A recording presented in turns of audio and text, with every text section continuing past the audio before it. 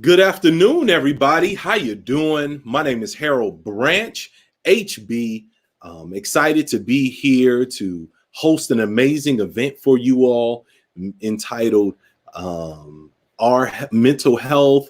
Well, working on our mental health and all of those phenomenal things. So we are happy to be here. Healthy mind, healthy community. That's what I was looking for. Pardon me. Healthy mind, healthy community. And we're excited. We are going to be able to touch base with multiple psychologists, Black psychologists in the Arizona area. Very excited about that. From Dr. Evelyn Burrell, Dr. Angela Kenzslowe. We also have Dr. Jonathan Shelton, as well as Dr. Michelle Melton. So we're happy to have you. Please share this with the people on your Facebook, on your different accounts. Let everybody know that this is going on. We're going to be getting started here in just about 3 minutes.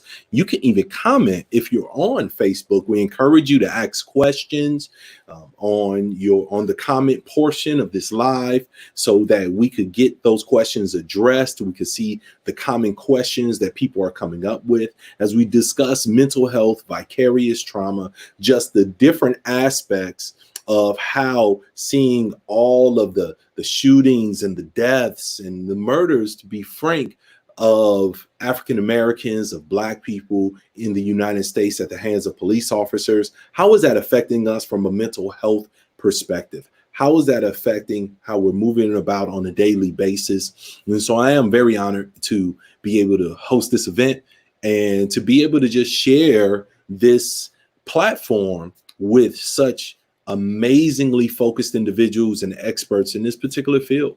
Your feedback, your information is very, very important. What you would like to say and the questions that you have, so we could get those answered for you, also very, very important. This is being live streamed on in a couple places right now from Dr. Evelyn Burrell's Facebook page. This is an amazing event put on by her brainchild. So we're honored and happy to participate in that. It is also on my personal Facebook page, Harold Branch, as well as the home base page, as well as my YouTube page as well, Harold HB Branch III. So you could chime in those different spaces. So I hope that you're here. I hope that you're ready to get some great information. Once again, you have a couple minutes, actually 1 minute. We're going to get started on time for you all. We already have over 30 people watching. That's awesome in less than 5 minutes. Kind of impressive, if I do say so myself.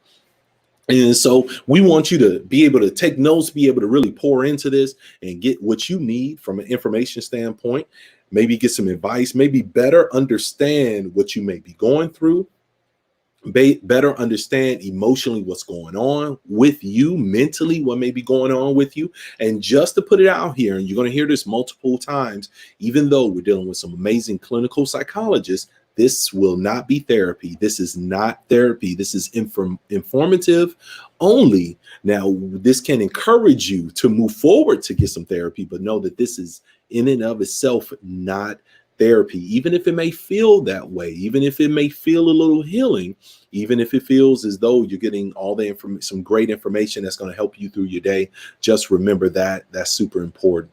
And so with that being said, it is 2:00 on the dot in Arizona time, 4:00 Central Standard Time, 5:00 Eastern Time. It is time to get this party started. So with that, I'd like to introduce our different psychologists that we have here and ready for you. We want to go ahead and get them fired up and get them here. And before we bring them on, let me once again reiterate the purpose, because people should be chiming in right now. We just want to give people a few extra moments to do that. This is healthy minds, healthy community.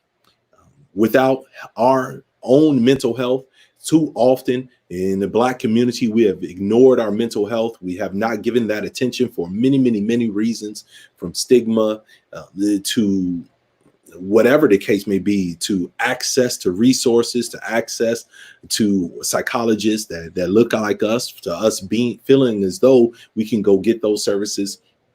And so this particular topic is just very timely right now. and bringing wellness to the community and supporting regarding the shootings of innocent Black people at the hands of police is something that is on all of our minds and all of our spirits. And it's something that I talk to so many people, and we do a nightly decompression. And I have so many individuals telling me they're just struggling even to sleep at night. They're so frustrated. They're so angry. They have so much going on. They're fearful for their children. I have a 15-year-old and an 11-year-old myself, and the conversations with them are heartbreaking for me to have. And these conversations are being forced right now because everything is to the forefront.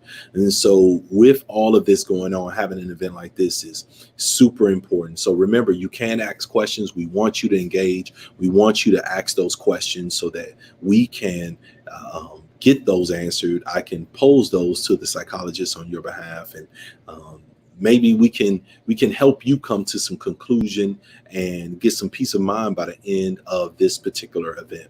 Okay.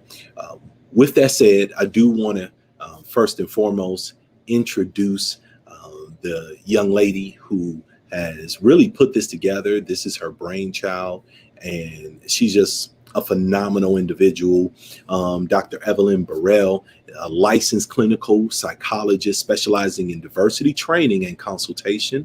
She is the diversity representative of the Arizona Psychological Association and has been a diversity delegate for the American Psychological Association for the past 2 years. She is the founder. She is the director of clinical training at Northern Arizona University's Clinical and Psych Department program, and the founder of Arise Consulting and Training Services. Dr. Burrell enjoys spending her free time with her husband and twin children. She enjoys traveling and spending time with friends and family. So with that, let me introduce you all to Dr. Evelyn Burrell. There you go. Dr. Burrell, can you hear us? Sorry, I'm not technologically great. No problem. No problem. Thank you so much for having me. Thank you guys so much for coming. I really appreciate this time, this opportunity to really talk about mental health, what's going on in our communities right now. This discussion is more relevant now, and as we have more people wanting the discussion, looking for answers, trying to figure out what to do next, where are we going from here? And so my hope for us today, my hope for us as people, as a community, as a group, is to be able to come together and really actively work towards healing. Right now, people of all backgrounds are hurting to some degree.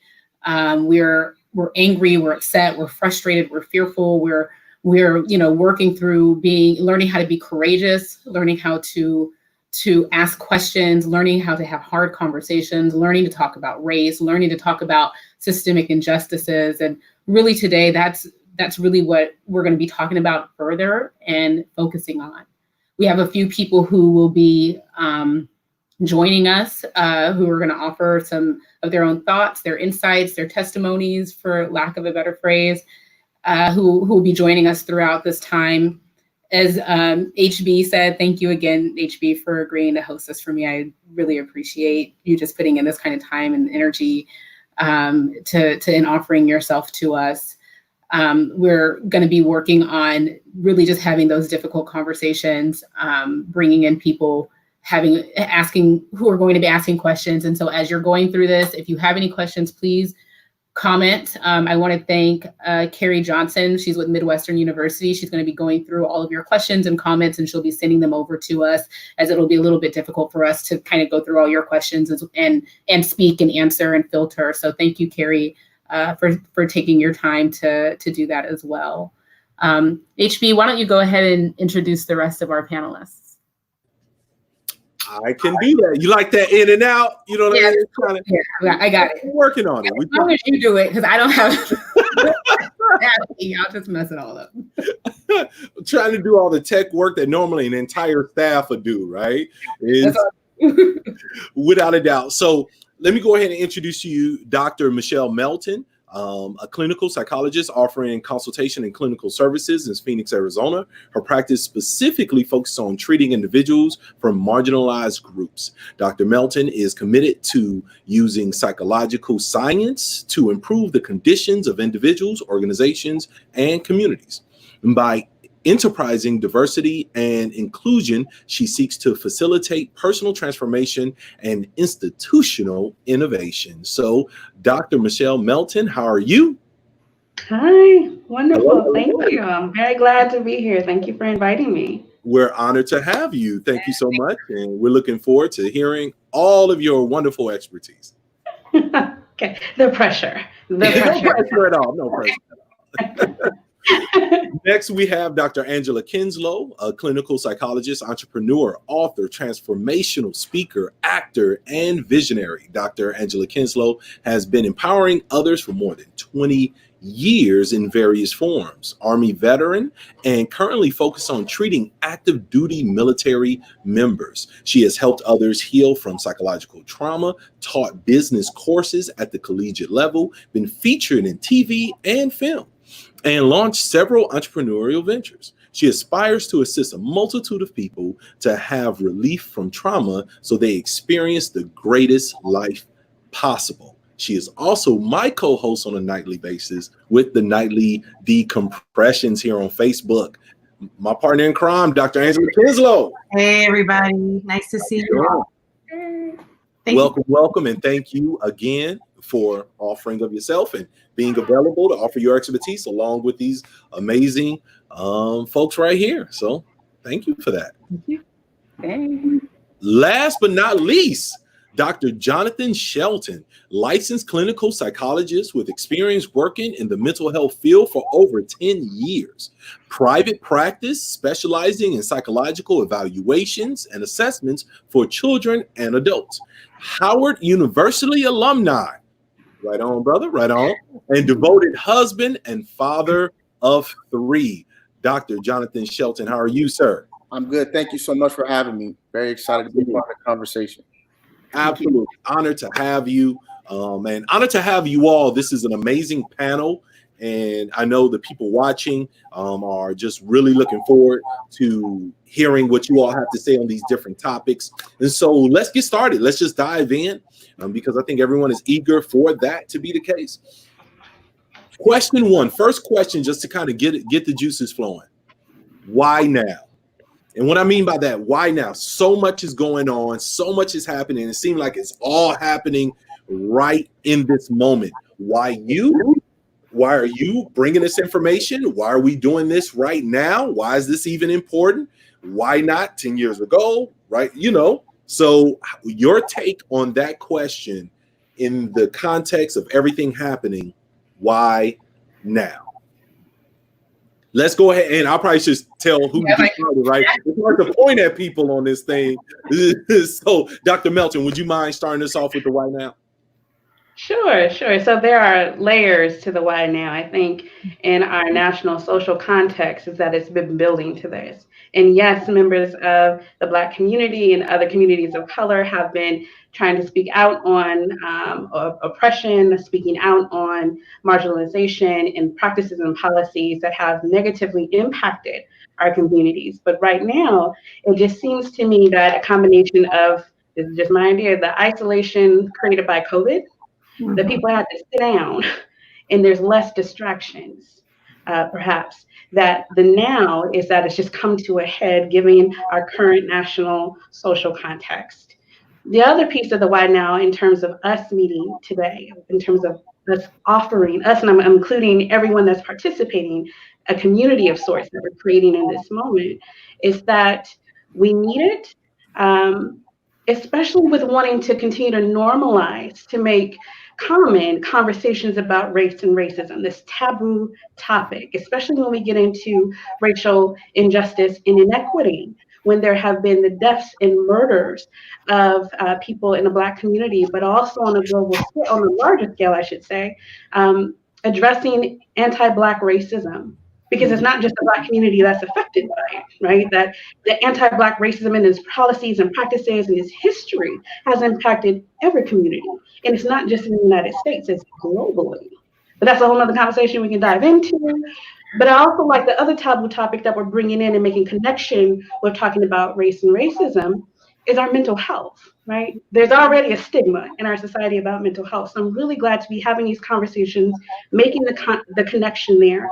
And again, normalizing that we can have these conversations and we don't have to be scared of them. That we can be comfortable enough to be uncomfortable together to create some understanding, a shared language, and a way forward. Excellent. Excellent. Thank you for that. Very, very comprehensive. I'm looking forward to hearing more about that, especially the effects on other communities, because I haven't put a lot of energy. I've been so focused on my community, haven't put a lot into how it's affecting other communities. So I look forward to hearing more about that as well. Dr. Shelton, would you like to share a little bit of your take on why now? I agree with Dr. Melton. I think that, just given the circumstances with COVID and people being isolated and watching TV and, being inside the house and, watching all the things that we've seen over the past few months, I think this is really important. I also think it's really important because I think that psychology needs to be relevant. So whatever's happening in the community, whatever's happening in the world, there's a piece of it that includes psychology. So I think, all of us, we deal with it every day, whether we discuss it or not. We deal with what's happening on television, what's happening in our homes, and having these conversations. It's on our minds. It's affecting us. So I think it's important that we talk about it. Without a doubt. Thank you. Thank you. Dr. Kenzslowe. I agree with both Dr. Melton and with Dr. Shelton. I also believe that, just to carry on with what they're saying, is with all of the video and with people staying home, just like Dr. Melton mentioned, people are seeing. It's not just hearing what's going on, it's we are seeing what's going on. We're seeing it on the news, we're seeing it on our social media. It's the highlight of conversations. For those who are working, that's what's being spoken about. Organizations are now coming together and having the conversations within the organizations because it's so forward in the media. I think, unfortunately, things have been politicized and you have these polarizing conversations. But what that's doing is it's getting the conversation to even be more so out in front of those who wouldn't necessarily have the conversations. So COVID, it's just the right time. Everything kind of came together and it's the perfect time. Without a doubt. I couldn't agree more. Dr. Burrell. It's been said, right?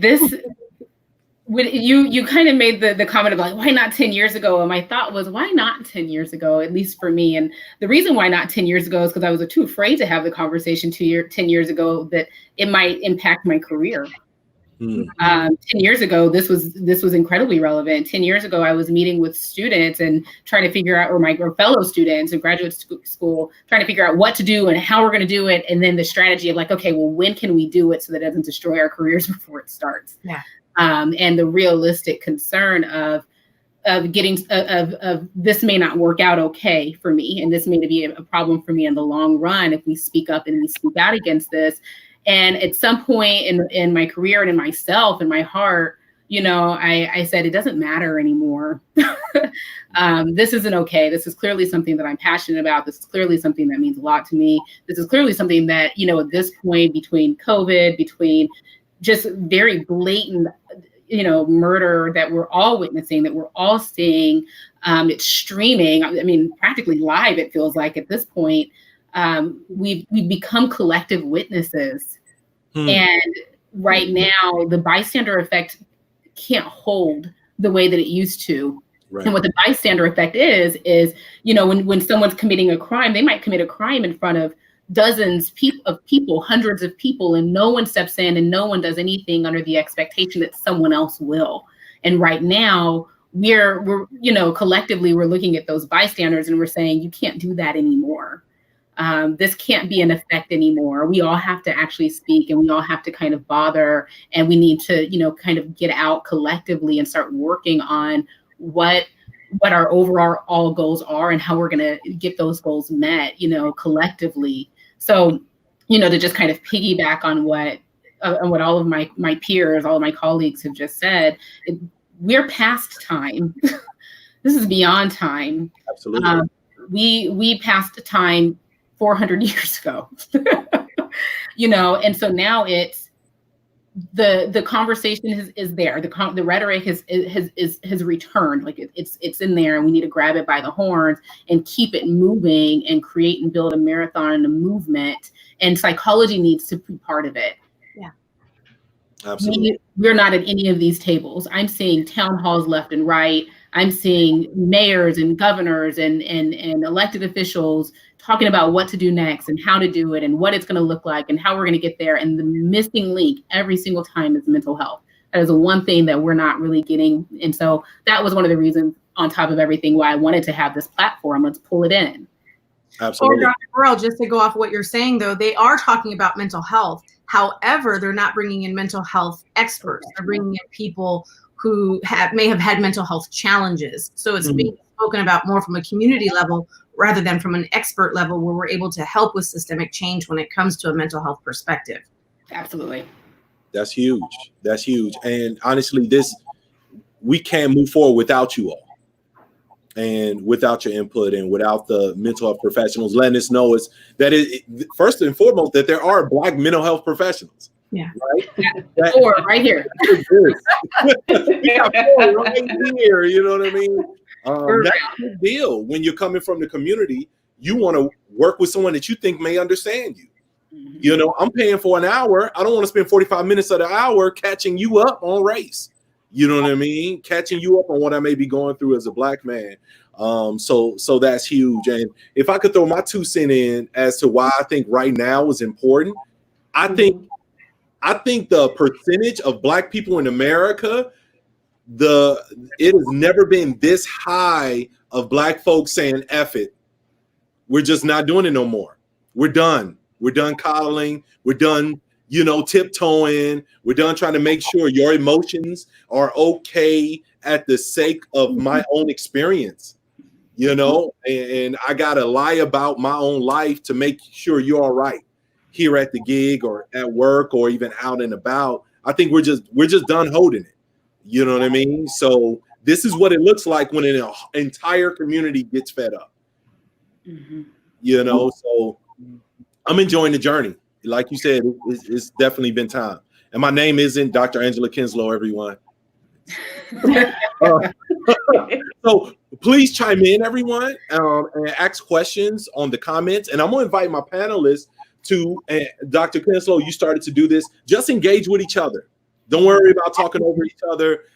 We're used to it. Act like we at the dinner table. It's Sunday anyway. You got a little soul food in front of you. That works, okay? So do that. I actually am going to chime in because you made a comment about what we've been holding onto as a community and how we've kind of almost had this secret, being a person of color, being a Black woman in America, I'm just kind of trudging along. So I'm looking, in my own lens, and I'm experiencing things in my own lens, and I'm coddling and I'm protecting to some degree so that other people that I care about don't become upset, so that I'm not, spending a ton of time comforting and managing them. But now it's too heavy to bear alone. I can't bear it anymore. Yeah. So that's where my favors start coming in. I'm like, I need you to do some of this. I need you to talk to your kids about race so that when my kids come home, I don't have to sit there and say, oh yeah, that little girl calls you dirty because you're the first Black person she's ever seen, and her parents never bothered to have that conversation with her. And kind of pull some of my burden as a Black woman that I'm constantly holding. Allow it for my life to be a little bit lighter by also engaging in your own lives. Without a doubt. Mm-hmm. Oh, that's incredible. And I think that leads us into just another question. Since we have shared that this is really talking about the effects of seeing so many deaths at the hands of police, just over and over. People keep sending me video. They keep sending me videos. I have not watched a video of a Black person being murdered or violence by the police in maybe over a year and a half. I emotionally can't do it. It's too much. I feel like I already know the story. I'm already sold that it's bogus. I don't need to be sold anymore. I got it. I know. Now I need to know when it happens, but watching it is just pretty intense for me. So I'm glad that that's the focus here. So I keep hearing the term, not right now, but I kept hearing the term vicarious trauma. Vicarious trauma. What does vicarious trauma even mean? What does that even mean? Dr. Shelton, would you like to start with that? I think what we talk about when we talk about vicarious trauma is just being, traumatized by watching other people's experience. So, when we see it continuously on social media, on the television, for me, I remember growing up and I'm hearing stories from my parents, and I'm hearing stories from the elders in my community. But then when I'm watching it on TV, and I'm putting myself in a situation, that could be me, that could be my brother, that could be my cousin, that could be my son. So I'm traumatized. I'm definitely, it takes an emotional toll on me just by watching and experiencing other people being treated this way. Thank you. Anyone else want to chime in on vicarious trauma? My thoughts just went to that maybe even explaining a little bit more as to what vicarious means. So oftentimes, so just not vicarious trauma, but vicarious means that we're living through the experience of somebody else. Okay. So you may hear someone say, hey, so-and-so is going to go on a vacation. I'm going to vicariously live through them by watching all their social media with all the pics and videos that they're posting of their vacation. So Okay. I'm having this experience by watching someone else live it. So with trauma, I'm experiencing a traumatic response because I'm watching someone else go through a traumatic event. Excellent. All right. Thank you very much. How is vicarious trauma a real concern right now? Like, is that something that, do I just experience it like watching a movie, or is it a real thing I should worry about? Absolutely. Go ahead, Dr. Dr. Burrell. Dr. Burrell, and then we'll go to Dr. Melton. Okay, so yes, it is a thing. It is a huge thing actually right now. Kind of speaking to what Dr. Shelton said, HB, when you made the comment about I can't even watch the videos, I'm right there with you. There's things I can't even halfway get through. Better yet, willingly go watch someone get murdered. Just the fact that people can sit and watch it and then have the nerve to just share it without any kind of trigger warning or anything like that is amazing to me. And it speaks to that dehumanization and the desensitization that you can just watch someone go for a run and be chased down. And even just knowing that it occurred is enough for me to not engage further in hurting and harming, again, my own heart and my own self. Like I have to preserve myself to some degree and my loved ones. And so when we talk about the realness of vicarious trauma, it's mixed with a history of information that people of color and Black people have received from their families and for generations of, if you do this, this is the consequence. And maybe it never actually happened to me. Right. But I'm seeing it happen to them. So now it's true. And now I know because I heard about it. My grandma said it, my grandfather said it, my mom said it, my dad said it, my siblings said it. And now I'm seeing this actually happen in real life, in real time to someone, which makes it ultimately and absolutely true, which means I have to change my lifestyle to accommodate for the truth. Yeah. It's no longer just history. And it's not those people over there, meaning a different state, different community. It's in our face. Yep. Yeah. And it's reinforcing the old. Add a little bit more. I was going to add a little bit more to your question that is absolutely real. And I think a lot of times, let me take that back. I appreciate the conversation about trauma in general and the impact of trauma and trauma responses and reactions, but I also want to tie in again more explicitly race-based stress and trauma, whether it be personal experience or vicarious. You have those reactions that are distressing. And I think that every personal and vicarious experience of trauma just creates more insidious stress for the individual in the community in which this continues to play out. Having more exposure to it through social media has amplified the stories that we learned from other generations. I remember the stories my mother would tell me, my stories my father tells me about. And then talking with him now, it's like he's reliving it. And that's what makes it real. It's not an imaginary thing as if we're, doing some visualization sort of thing. No, it actually is happening, and it has an impact on our physical self as well as our emotional well-being, and then how we respond and take care of it. It's so important to acknowledge it and validate it as real, because as Maya Angelou has written, that which is denied cannot be healed. And that starts, I would like it to start in the Black community, because for so long, when we have tried to have these conversations, when we have tried or maybe even gone to mental health services, perhaps it wasn't taken as seriously. Perhaps it was conceptualized or summarized as, oh, it's probably the way that you're looking at it, right? Maybe you're being a little too sensitive or getting those sort of responses. So beginning to push back against that narrative and acknowledge and connect to what's going on in my body right now as I'm watching this, what's coming up for me, what feelings are coming up for me, and treating it as real allows us to then count it as trauma, to then position ourselves to do something about it. Mm-hmm. Wow. Excellent. Thank you. Thank you. I mean, this is a lot to unpack. This is a lot going on. And just listening to you all, I'm realizing just the weight of our people and the stuff we have to carry every day for generations of stories. And this confirms stories that may have originated several generations ago, right? It's huge. I do have a question.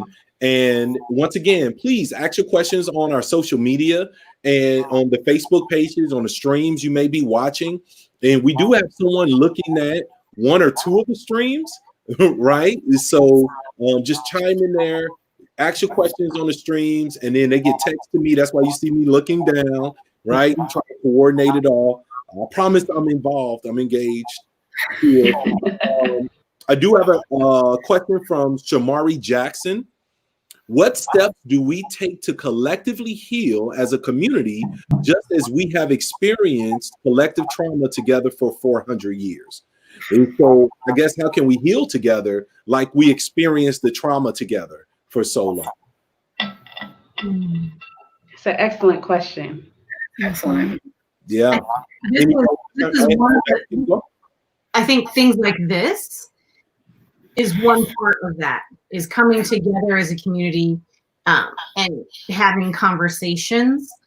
I think this is at least one part of the healing process. Excellent. Yes. Things like this.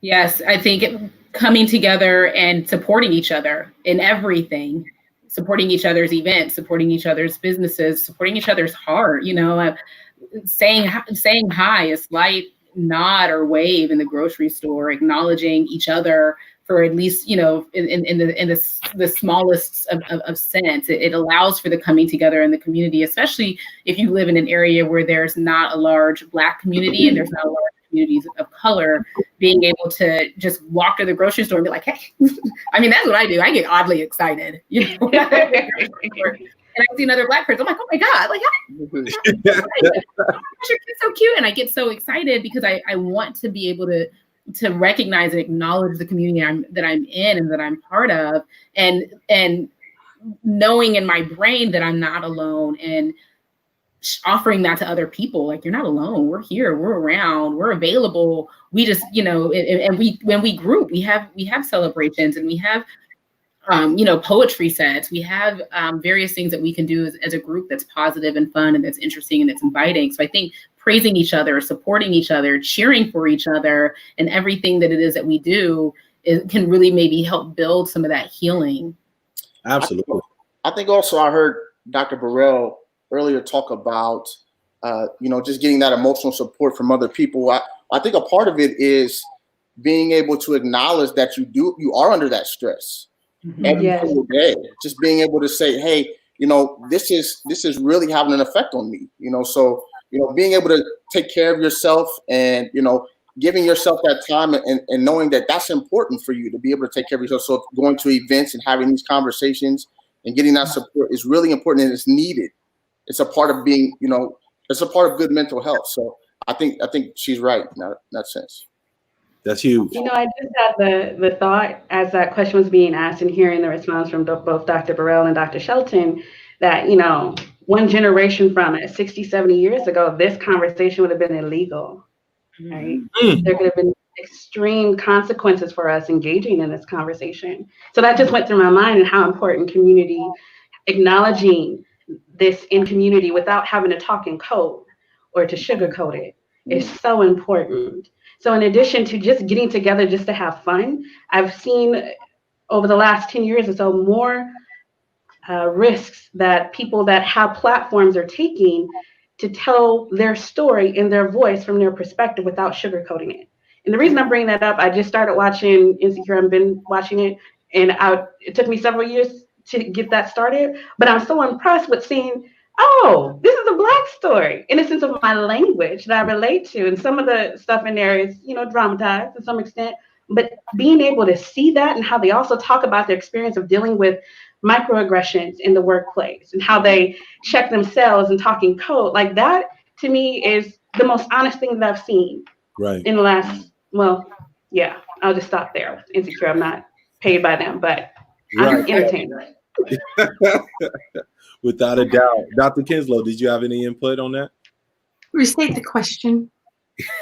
Without a doubt. How do you suggest we heal together, like we have gone through the trauma together for the last 400 years? Oh, yes. Yeah. Like I was saying, these types of events.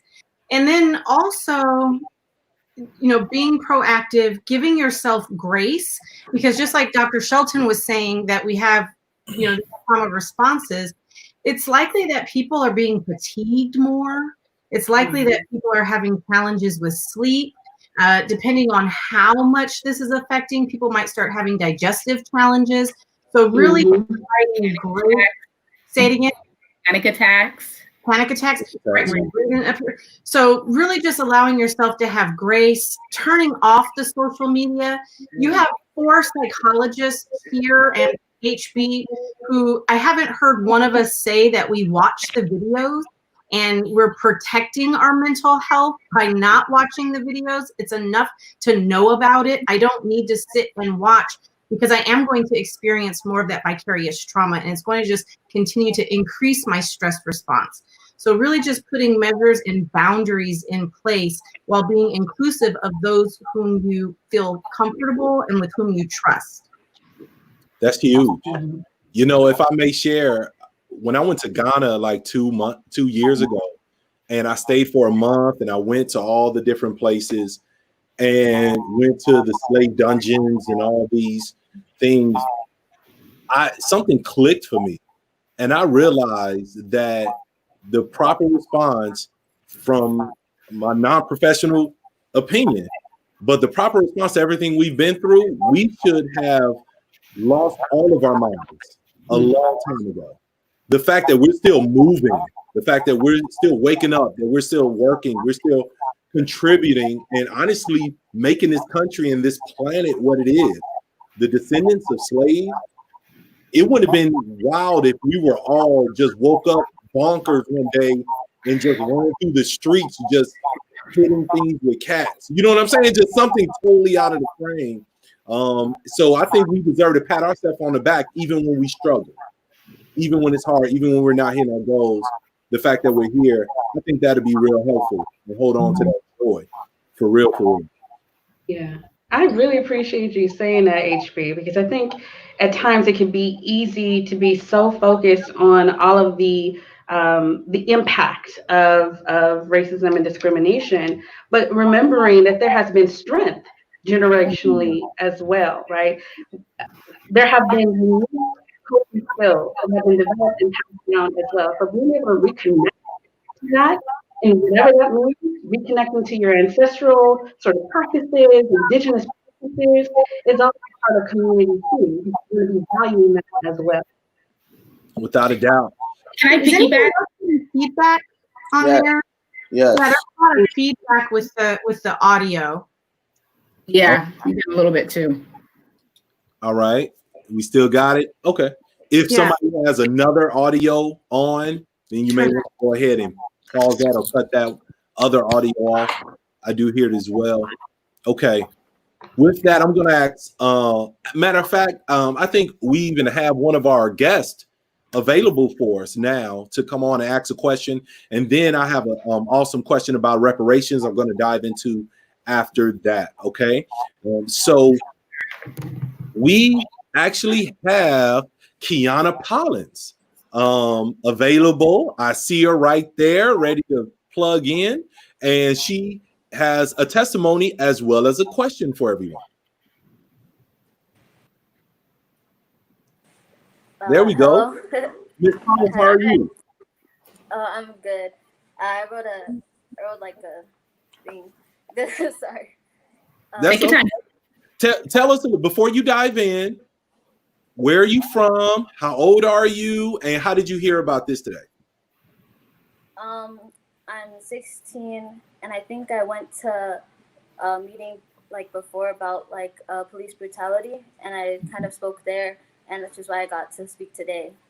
Excellent, excellent. Well, we're honored to hear from you, sister. I'm gonna turn it over to you. Okay. I said, we fight for acceptance and for what? To be told that we're simply not enough in a system where the man in power doesn't believe in Black Lives Matter. I'm just a child, a minor who's supposed to grow in a society where my body isn't accepted. Faced with invalidation and aggression on a daily basis, we have a right to be mad. Some people try to be discreet about their hatred. Doesn't change the fact that it's still there. Imagine sitting in a classroom and looking up to see a Confederate flag. That was my teachers. To not understand the sacrifices that the enslaved went through in order to gain freedom is just hurtful. Are they mocking my culture? No, it's not even that. They just assume since we're Black that it's and have been killed off for ages that it's okay to just hate us this way. Since the system is failing Black kids as we speak, have you heard? The N-word is in right now as a way for teens to express themselves. They're not the same pigment. They say that I have a Black friend who gave me a pass. Don't give me that. To be called that way by a white person hurts. I just want to make friends, but instead this word so rooted in hatred haunts me. Thank you. Thank you for that, Kiana. Thank you.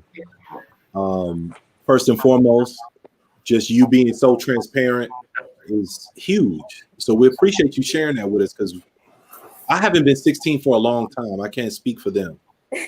In a minute. And without you being honest, we'll never know. Yeah. May I ask you a question? Do you have, how hard was it for you to put that together and share it? I think the sad part is it wasn't very hard. Is this something that you and your friends talk about? No, I think my friends struggle with white fragility. I was talking to them one time about it, and one of my friends had the nerve to say that Irish people are like the Black people of white people. I said Black people are the Black people of white people. Exactly. Exactly.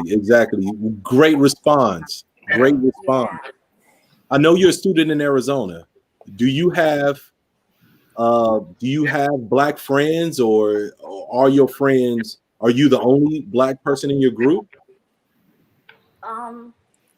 I like to have like one. I have like one friend, so it's just like I'm like the only like Black person who I really feel comfortable talking to. But I get like a lot of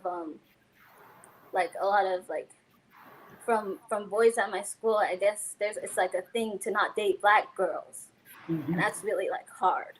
Yeah, I've definitely heard that. I have another question for you, but before we do that, I'd like to ask that before we go. Do you have anything you'd like to directly ask the doctors here, the psychologists? Yes. I growing up, I experienced a lot of like microaggression and invalidations from my teachers, which is the hardest part, because it made me feel like no one else saw it, because I was like one of two Black girls in the class, and it just it was directed at me, but I felt like no one else noticed it, and I wanted to know how to handle that next, like in the future. Thank you. Thank you. I think we're all catching our breath. Yeah, it takes Really me- trying not to cry on camera. Yeah. Yeah. I can share when, and then I'll talk about what I did, which wasn't very good actually.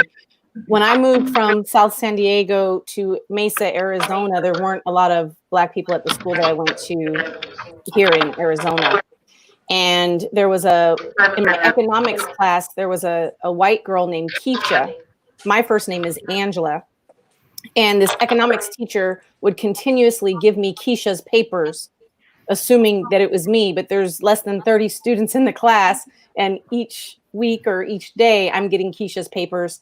And finally, I stood up and I said some choice words that weren't appropriate for, I was 16 actually at the time, they just weren't appropriate words. But what I did after that, and what you might be able to do, is find someone at your school who you are comfortable with, an adult. I had an assistant principal. Her name was Sandra Caldwell. She was a Black woman, and she was my safety space to where she would even call my mother. So if there's anyone else at your school who you can talk with, who can then have those conversations from a peer-to-peer, teacher to teacher or administrator to teacher, allow that come from the top down, as then you also have the conversations bottom up with, voicing your opinions and letting the teachers know how you feel when they say things that are aggressive towards you. Yeah. Thank you. Yeah. Find a safe space. Kiana, thank you so much, by the way. I've always admired you. I think you're just an amazing young woman, and I just really appreciate you being vulnerable and sharing your time and your space and your beautiful poem. You made the comment about dating, and I'm going to speak to that for a second because I think that when I moved to Arizona, when I went to college, I found out kind of a lot about myself as a Black female. So when I started dating, I was living in Oregon, a primarily white area, primarily white neighborhood, and I did have a high school boyfriend. He was the only other Black person that was available, I guess, to date. So he's like, "Hey, you're Black," and I was like, "Hey, I'm Black. Maybe we should probably be dating." And so we did, and it didn't work out. Although we've been able to maintain an amazing friendship as adults. He's still an amazing man.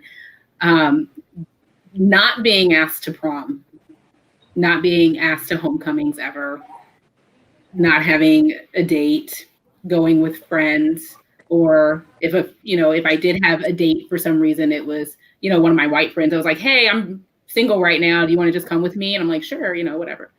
But it was never anything particularly formal. So from a perspective of beauty and care, if you define your beauty by the standards of others, you're never going to find your beauty. You're beautiful and intelligent and funny and interesting, and you are going to have an opportunity to feel it and experience it ultimately more so than I can even explain to you. And so I really just kind of want to take a moment to just speak to, that internal beauty and that internal awesomeness that you have, that external beauty and the external awesomeness that you exude, that you're, the power that you put forward in the young woman that you are. Now, with response to microaggressions, at 16, I probably would have just cussed everybody out. I was that 16-year-old. I was just going to lose my mind and just yell at everybody. Our way of saying we're proud of you. We're all proud. Yeah. We're proud. So when I was 16, I probably would have just lost my mind and then gone to my mom and kind of went off to her about it. So I'm going to piggyback what Dr. Kenzslowe says and find a support. Find someone that is strong, someone that supports you, who has your back, that is in your school or is recognizing your school to your teachers. Work to confront some of those things as you can, but also recognize that it's not your job to teach them. It's not your job and it's not your responsibility to teach adults how to be adults. That's why we're doing this today. And hopefully there's a couple of teachers on here that are watching and are going to be a little bit more thoughtful about how they choose and how they treat some of their students. So we're going to work on that on your behalf, and we're going to figure out what we can do to keep having these conversations to hold people accountable. Okay. Okay. And if I can just say a couple of things, I am in awe of you.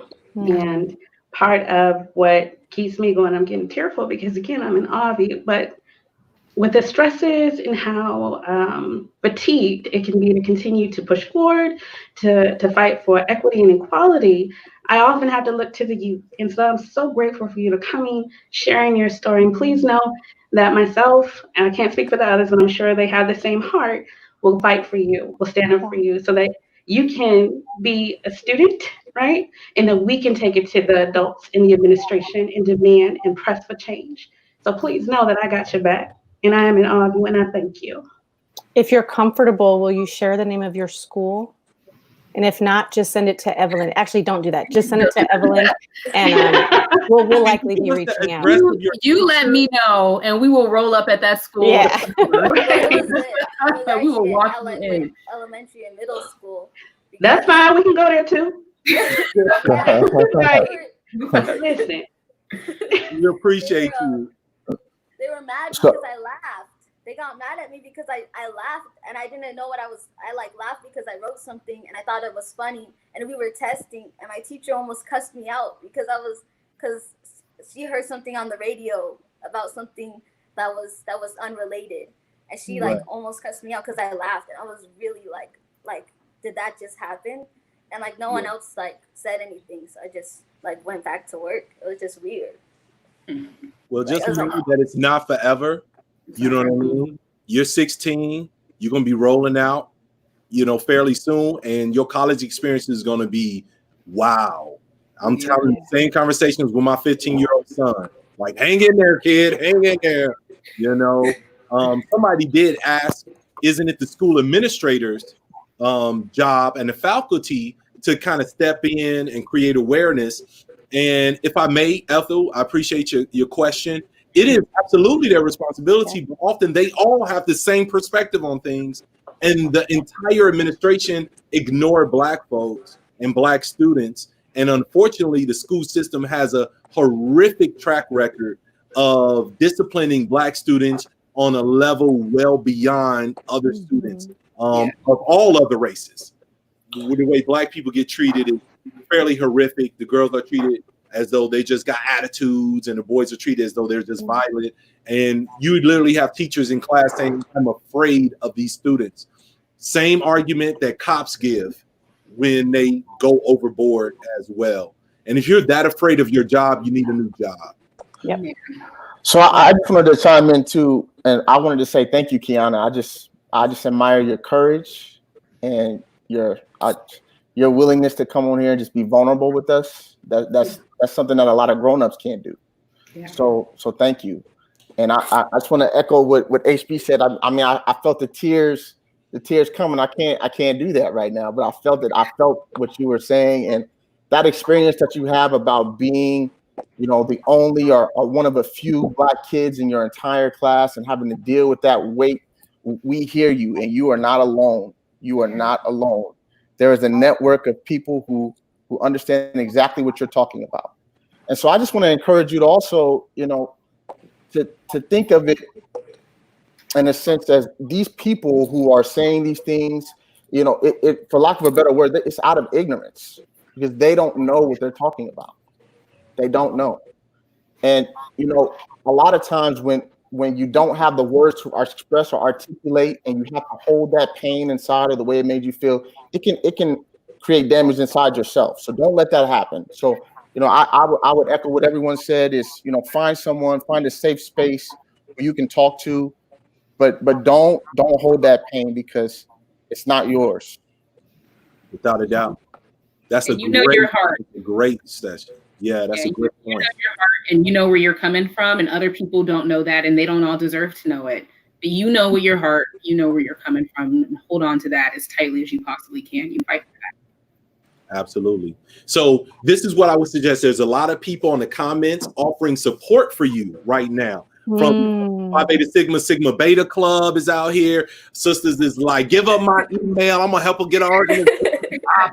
Like, you got support in a crazy way. I'm gonna ask all of you that commented in that fashion where you may have resources. Please contact Dr. Evelyn Burrell and Dr. Burrell can make that connection, okay? So know that it's never, you will often be the only person in the room, but you are never alone. You have an entire nation behind you. They will try to make you forget that. Never, ever, ever forget. The only way you can lose is by believing what they say. So just never, never believe, all right? Thank you, Kiana, for joining us this afternoon. Thank you so much. Thank All right. you. Take care. Kiana. Yeah. Nice. Thank you, Keon. Bye. Okay. Wow, I'm still trying to kind of work this out emotionally, Yeah. if I may. And yeah, okay. Awkward. All right. Listen to the emotions. We have another testimony here.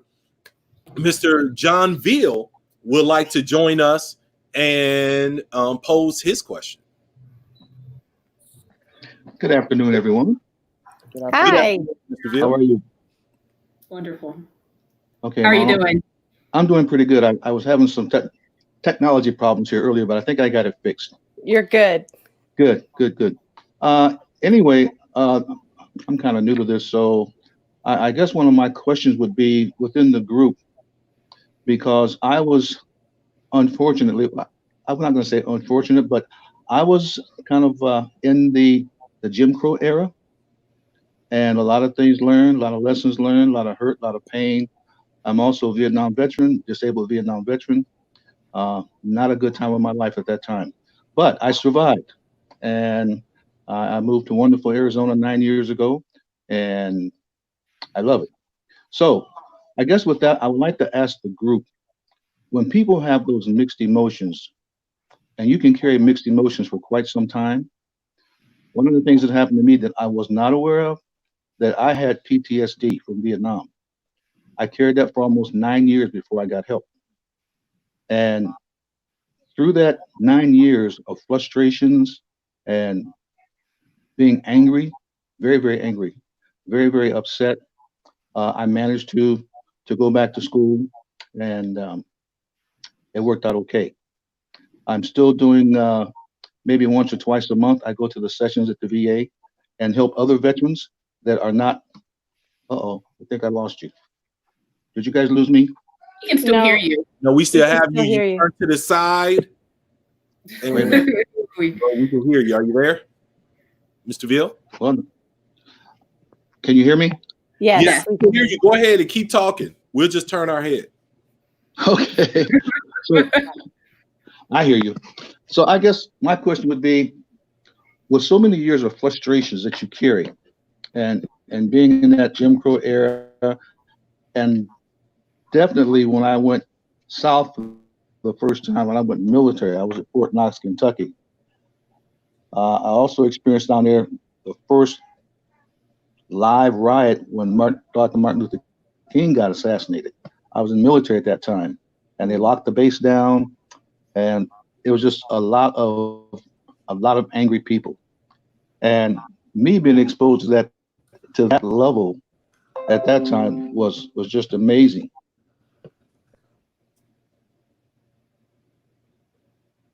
Did we lose you? Oh, I think we lost. Mr. Veal? Oh no. We may have lost him. We may have lost him. Okay. I'll reach out. All right.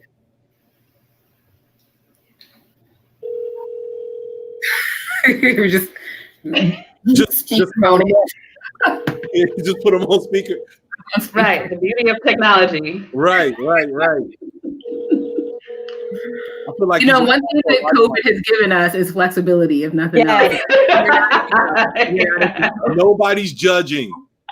Okay, we lost you, so I'm going to put you on speakerphone so you can be heard. You tell me after all of that, nobody heard me. Well, we Most of heard, it. we got most of it. It's been about the past 30 seconds. Yes. So we left off at Vietnam and Okay. unpacking everything. Right. The live riot. Mhm. Live riot with MLK passing away or being assassinated. Okay. So I just guess my question would be initially, when and where do you start to, pardon me? Nope, keep going. We hear you. Oh, okay. I was going to say, when do you start the process mentally to change the way you are? So you have to change the way you are, continue being the way you are, look for other assistance, or you need to find yourself first? So you're asking the process in which to heal when you have so many various complex traumatic experiences? That is correct. Okay. Wonderful. So, what is the process to heal? How do you start the healing process when you have so many traumatic experiences? And, Mr. Veal, thank you so much for sharing.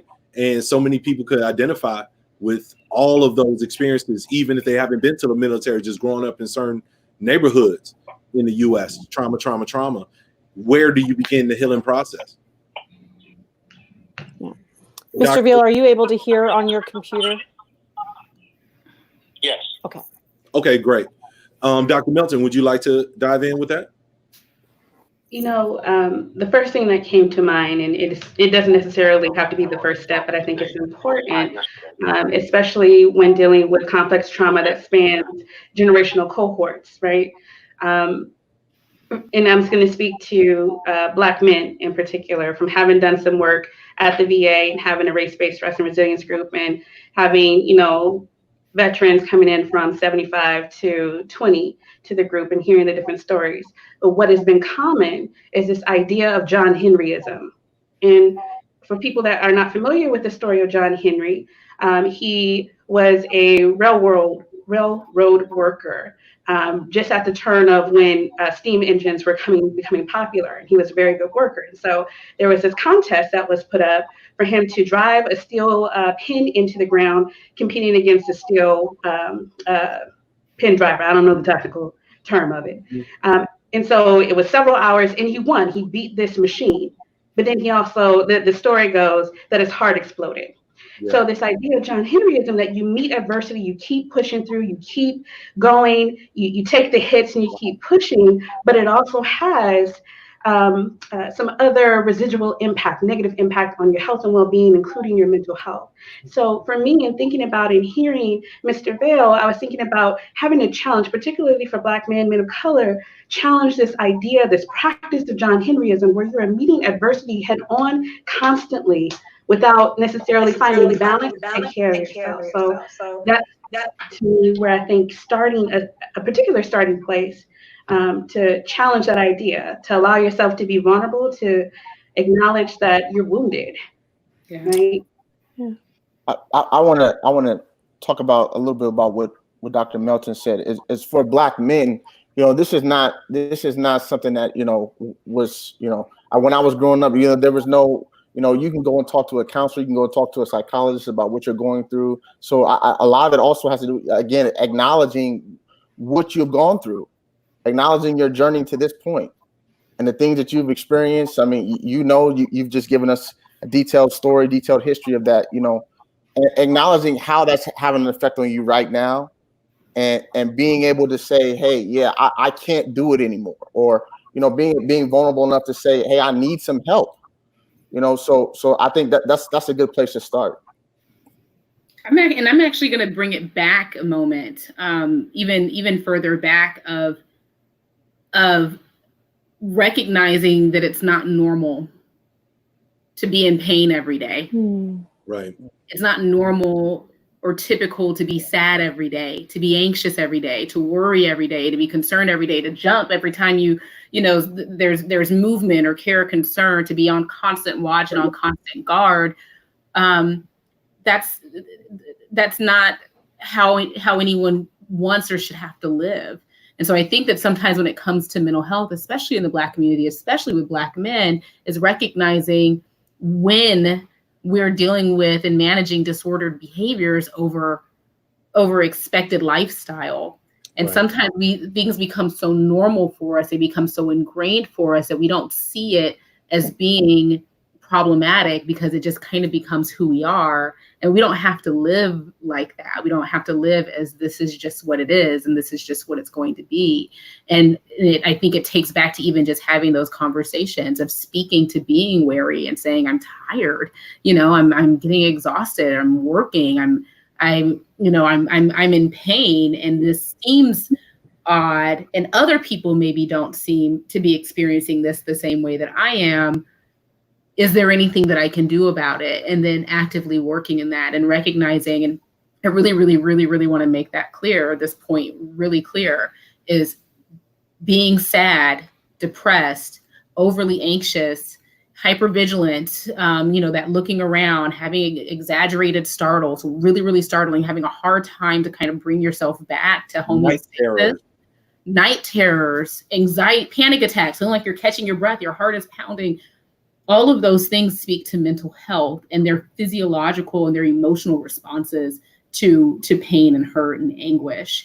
And if we can just acknowledge that piece, then we can start to work to getting the help and the care and the concern that we need. So then it's not years and years and years of this is my life. It turns into a period of experiences, and then spending the rest of your life and the rest of your time working to be happy and working through those experiences. If I could chime in here, this is something that's definitely personal for me as far as experience. And once again, I speak for myself, no one else, not clinical. But one part of that as a Black man in mental health challenges is recognizing, as amazing as the church has been, as amazing as spiritual institutions have been, and amazing as what they brought to our lives, that is also not clinical therapy for the most part. And so often that has been the case, like, just go talk to pastor. And I need a little bit more than what pastor can deliver on this particular issue and this particular challenge.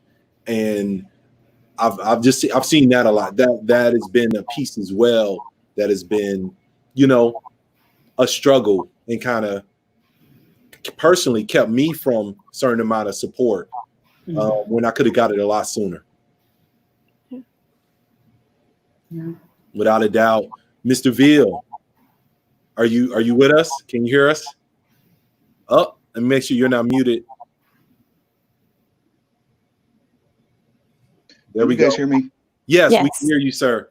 I can't hear you guys at all. I'm not getting any sound from you. It's like you guys are on mute. Oh, you I can't have my volume all the way up. I don't know. So Angela, reach out to him on a one-on-one, and we can even get this portion to him. Yeah. To make sure this brother is taken care of. Okay. Absolutely. Without a doubt. And be sure to thank him for us. I wanted to thank him personally, but he can't hear me. I'll bring him back on and we'll. Okay. Please give him our honor and respect for everything he's done. And just and honestly, as an older brother, stepping in and having that conversation about mental health, that is huge. We cannot minimize how massive, because that's my uncle. Those are my uncles and my dad and that generation. We got very different responses to mental health stuff versus having a conversation. Yeah. So Mr. Veal, what I'll do is I'll forward to you this section so that way you're able to hear what was said in response to your question.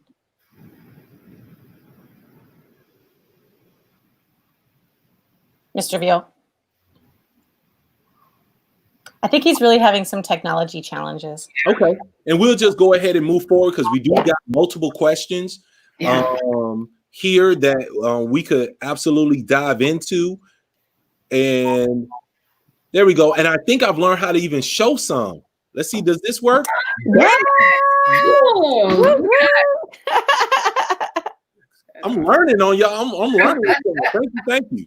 So Heather asks, do you think reparations are needed to heal from generational trauma and post-traumatic slave syndrome? And if so, if they would be helpful, how might reparations look? Thank you, Heather. And you're the first person to have your question Put up on the screen. Ooh. So let me throw that out there. Dr. Burrell, would you like to kick that off? No, but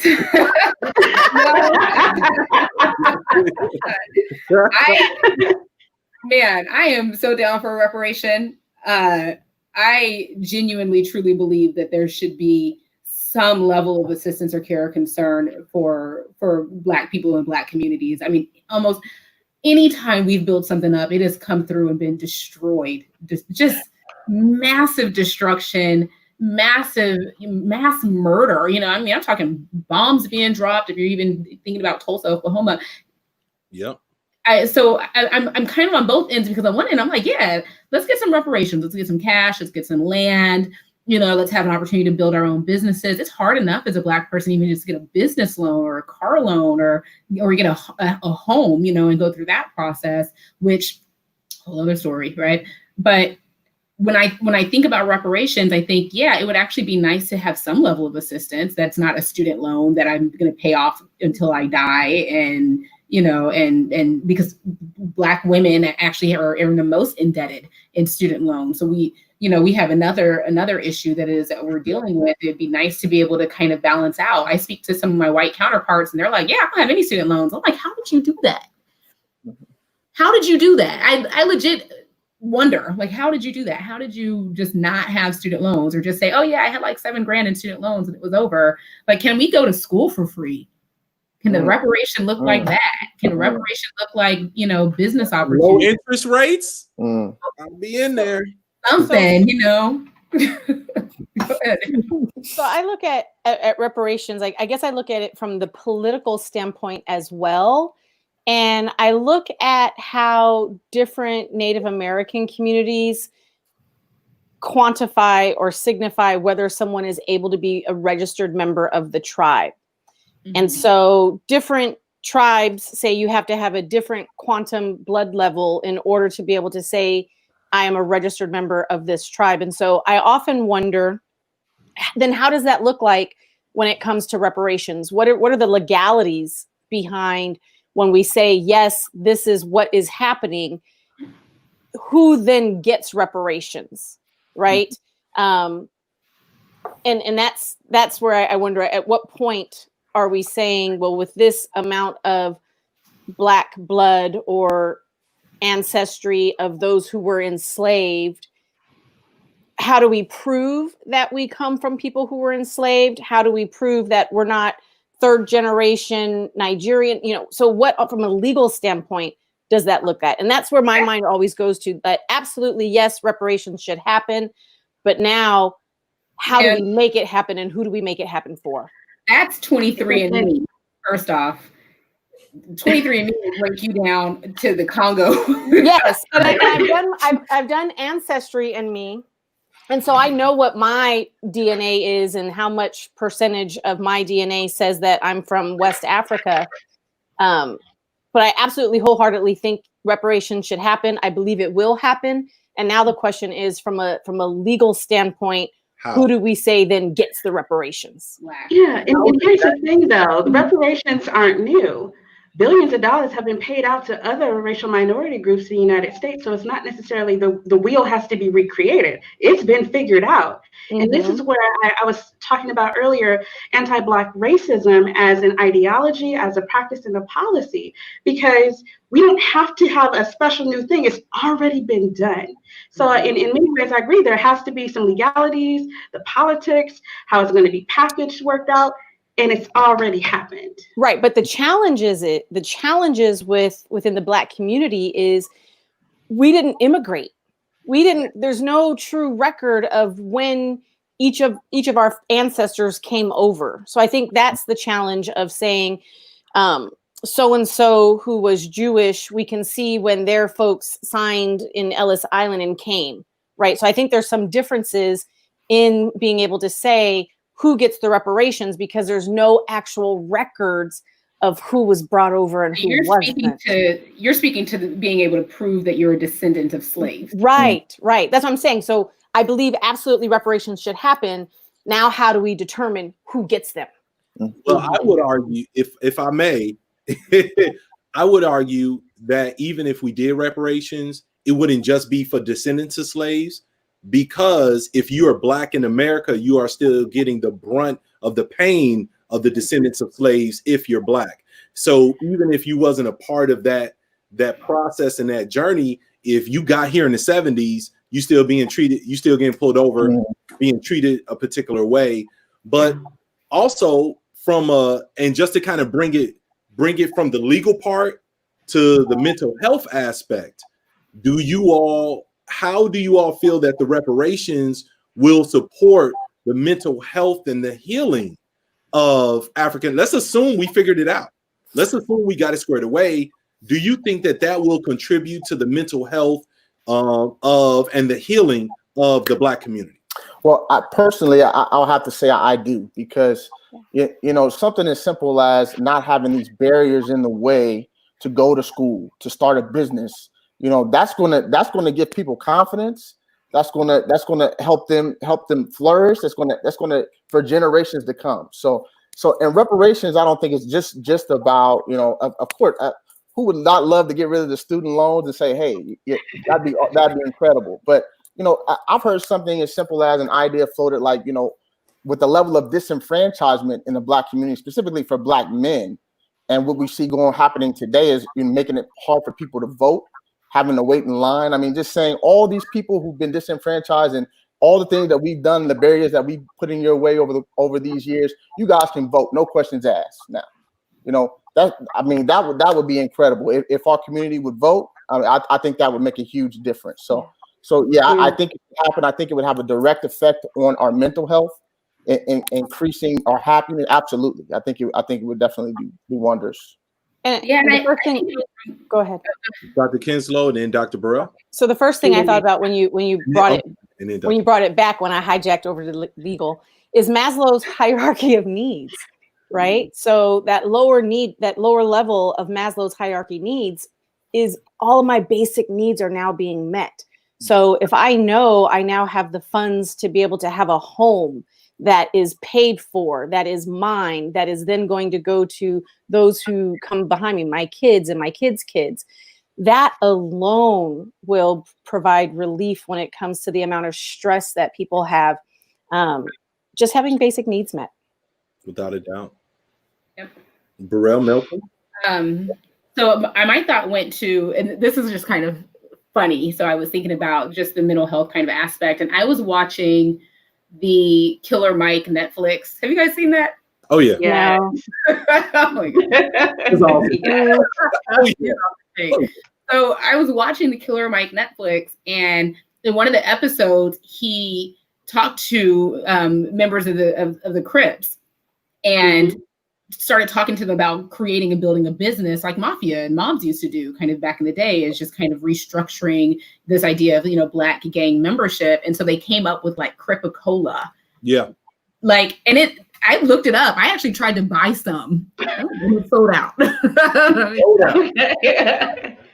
I was like, I have to have one of these. I have to have a Cripicola. I got to see what this is like. But really, because I just need to support. And as I'm sitting and I'm watching this, this documentary of, these gang members going in their kitchen, and they're cooking together, and they're making their drink, and they're going store to store to store, and they're being declined clearly because of the labeling and, who Crips are or whatever.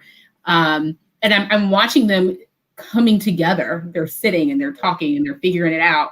And then at one point, someone made this comment of like, well, if I drink Cripicola, the Bloods are going to kill me. And so they were like, oh, we need the Bloods in on this. So then they went to the Bloods, and they were like, hey, you want your own soda? Great. Right. And so then they're doing a farmer's market of the Crips and the Bloods right next to each other, selling their conflicting sodas and joking with each other. And I'm thinking to myself, this is brilliant. Wow. When you look at the systemic process, and how the system has actively worked to pin us up against each other, when we have common goals of survival and hope and wants and dreams, and then we actually have a structure that's built to allow that to occur, you get Cripicola and the Blood Cola. you get people like me that's like, I want some of that, you know, Right. like that. Right, without a Yeah. doubt. When you move those barriers, that's all we want to do is be entrepreneurs, be successful, and do different things. But we resort in other directions when those barriers seem insurmountable. Dr. Melton. Yeah, that's exactly what I was thinking as well in terms of looking at it systemically. So if we're talking about reparations, finances and financial support, absolutely. But I'm also looking for more than just like symbolic changes, right? So how are we correcting the system in and of itself that's been set up? So for me, the reparations have to be bigger than just the money. It has to be, how do we institutionalize equity, right? Not so much of equality, but equity. And what would that look like? I was looking at the chat and I saw, I believe it's Ashley, that said it may be more important for whites to accept responsibility for our wrongs. Yes, and there's still a struggle with the idea of white supremacy, or acknowledging that ideology, rather, and the impact that it has. There is not a lot of acknowledgement or ownership by the government around that. Like, I think the first time in history of America that slavery was apologized for was by Bill Clinton. What was that, 93? And that was just words, right? And so that's what I mean, like more than just this, symbolic sort of things, tearing down statues, yes, but how are we, changing laws that allow for equity to happen? To me, that's where I want to see some of those reparations, because if we give, if it's just financial and if it's money, yes, basic needs, and the barriers still exist, right? Without a doubt. We change. All right. Well, that was a great in-depth conversation regarding reparations. We're now going to bring in our last testimony and question. If we will, we have Rudy and Brandy Burgess with us. I believe they're standing by. How you doing, Brandy and Rudy? Can you all hear me? Hi, how you doing? Hello, connected. Yep, we can hear you. Okay, very good, very good. Thank you all for joining us today. So I know you had something you want to share in the question tags, please. Yeah, well, I'm a former football player at ASU. After my career, I went on to play a little bit professionally. And, once my career was done playing, I went on to start coaching at an internship at ASU. And playing there for the time that I was there, I was highly recognized, and, I kind of for myself being a pretty good football player. And now my son growing up as a coach's kid, he's behind the scenes, he's going through, he's with me behind the scenes on the field, accessing the game, going through entrances and exits that, most population don't get access to, so he gets backstage access. And there was a time where me and him were going to a game, and, we had to go through the front gates, just like every other fan going to the game. And at the time, he was 5 years old. So as we're standing in line, going through the metal detectors, it comes our turn. And of course, I'm a black man standing there with my son.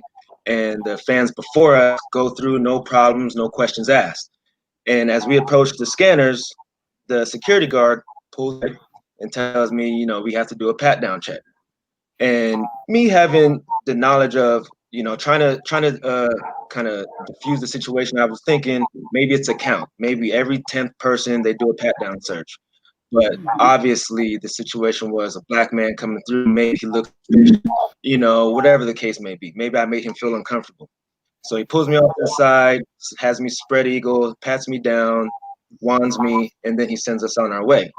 And at the time, my son was only 5 years old, and he looks up at me, and while we're going to our seats, he says, "Daddy, why did you have to get pulled over or pulled to the side, and why did they pat you down?"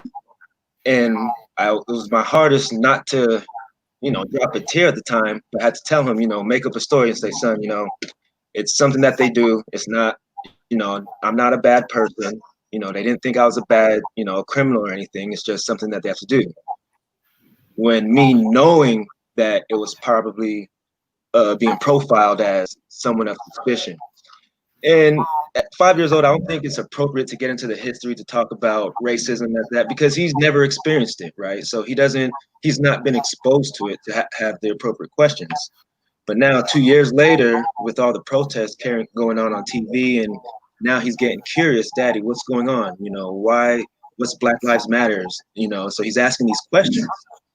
There was a CNN special that we watched as a family about racism and what was going on.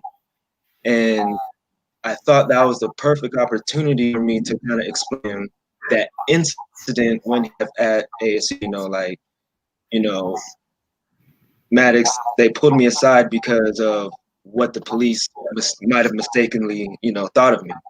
And there was a man who got mistaken of being a bad person, and the police accidentally killed him for whatever reason. So trying to explain that to a 7-year-old in the least amount of graphic possible is very hard. So, well, then you add into it, my father is a detective, so he's always also had that. My grandpa's a police officer, so he's had that shield a little bit. And granted, he's in Colorado. Around him, we don't get like any kind of a special treatment police, tour or whatever. But he understands that police are in our family. So then when we start talking about the police brutality and the injustices, he has started to question his grandpa bad because he's a police officer. So there's that it's a really fine line of trying to get him to understand. And then our question is, he's 7 now and we have a 2-year-old. Understand that the conversation is going to progress. It's a one and done. It's going to, older, we're going to have different questions or different conversations. But how and what do we say to get him to constantly want to have that conversation? Because if we're continuously having a police brutality conversation and trying to just use different words, make him still want to have that conversation every year, it's going to be a little different? Or is it going to be like, oh my gosh, it's the same story, here we go, and him not really want to grasp it or just think it's mom and dad are kind of losing their marbles?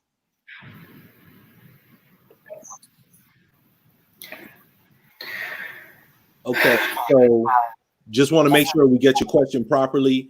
How do you keep your kids engaged with this conversation? How do you keep this conversation ongoing, and so that they don't get tired of it? How do you even engage them in the conversation continuously? Is that a good representation, Brandy? Well, I think. Go ahead. Yeah, No, go ahead. because we don't. Oh, go ahead. No, please. We got a little. No, I didn't hear the first part. So yeah. No, we don't want it. We just want to know how to keep it going. And Rudy had the best analogy of peeling the onion back, where it's always fresh. It's a fresh conversation. There's some more information where he wants to understand and know. So how do we keep it fresh and ongoing and add in the information he needs as he gets older and can understand more? Well, thank you, Rudy and Brandy. I think that's a very good question. I have children myself, so we have this discussion in my household all the time. One of the first things I noticed you talk about is just his level of development. So he's 7 years old now, and when he was 5, maybe he couldn't understand some of the things that he can understand now. So, and that because he's coming and asking you thoughtful questions about what's happening. So I think one of the ways that we do that in my household is we continually assess where they are and what they can handle. And in addition to that, reading books. I think I know that special you're talking about. I'm not sure if it was on CNN or not, but it was about race and equality. And one of the things that they talked about was that there's a website called socialjusticebooks.org. So that kind of helps to get the conversation going. Why do I look like this? Why do they look like that? What's the difference? Why would people do these types of things? How do I respond to it? When this happens, because it will happen. So I think you have to get the conversation started. Something as simple as reading a book and making sure you have a collection of books and material to refer to, I think, is a great start.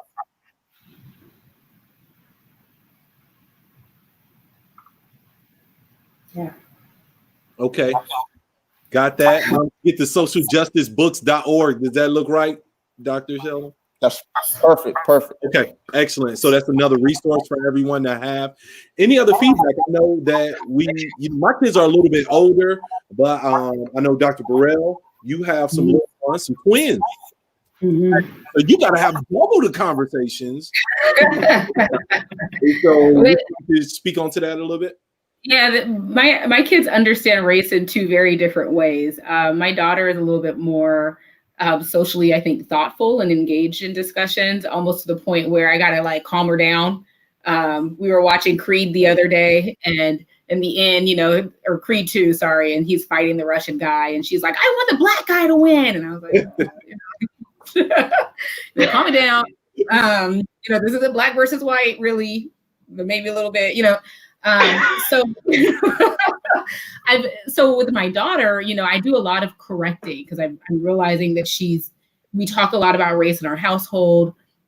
Clearly, I do these kinds of things. And so race is kind of a constant discussion within our household. And so I want her to know, how beautiful and amazing she is as a Black girl. And so a lot of it, we talk about her hair and her skin and how unique and beautiful she is. And, and when she says she wants her hair long and straight, I'm like, girl, your hair is curly and up. This is not going down the other way for you. And learning how to love it and recognize kind of the beauty in herself.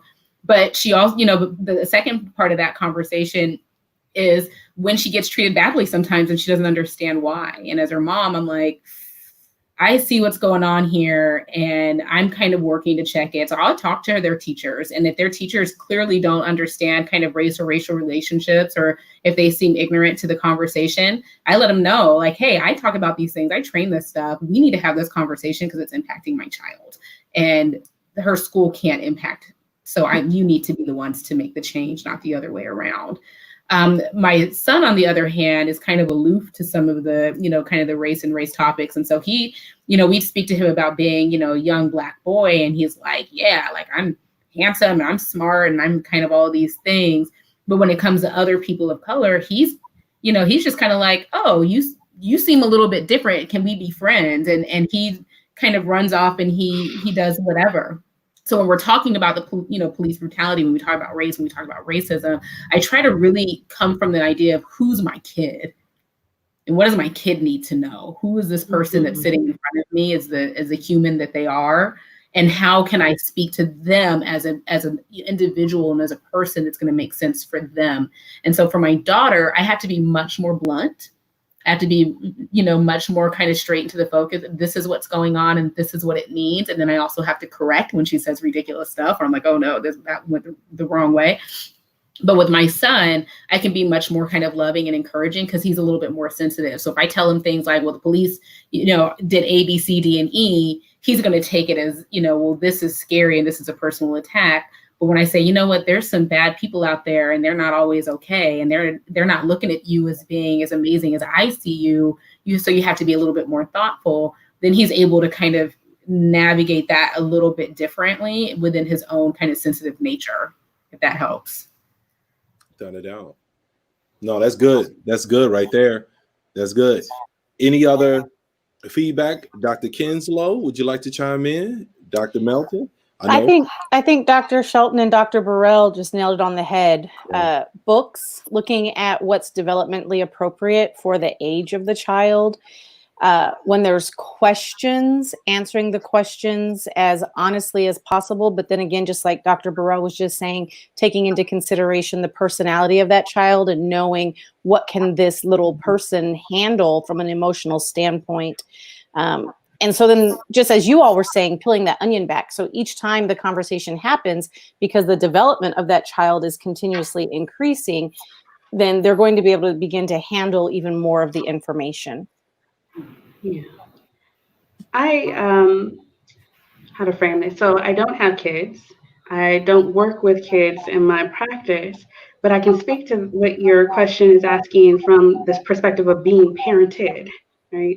So growing up, I always knew, like in my household, I always knew that I was Black. I didn't know what the context of what that meant was. I grew up in Detroit, okay? So I knew that I was Black. I always knew that Black was beautiful. I was reading Langston Hughes and exposure to all of this Black literature from the Black Renaissance. Um, I also knew whiteness. My parents, my family is from the South, so I also had this concept of whiteness that I didn't have to engage with every day because I was in Detroit. But one of the things that really stands out to me was when I recall conversations with my mother now. I understand it more now than I did then. And so I'm sharing this to say that you are planting seeds, even if the conversations might not meet developmentally, but you're setting the stage where one, with me growing up knowing that I was Black and what that meant, I was more comfortable getting into conversations, even though they were hard when I began to move in more white spaces, when I was the only, when I was an other or a token. I was still willing to and able to speak to my experience and use my voice. But also the other things that my mom taught me, she planted some seeds. Some of them, definitely flourished, helped me. Some of them, I had to work with a little bit, had to be hybrid sort of things happening. So I just wanted to offer that piece that what you're doing, making the conversation or continue to be open to the conversation is planting seeds and allowing for that curiosity, as well as ways to process through when hurtful things happen. Without a doubt. Without a doubt. Thank you all for chiming in. Was that helpful at all? The delay. I'm waiting on the Yes, certainly. Here it is. Without a doubt. Hey, thank you all for chiming in and asking your questions. Super important. And especially when we're talking about our little ones, we all got them.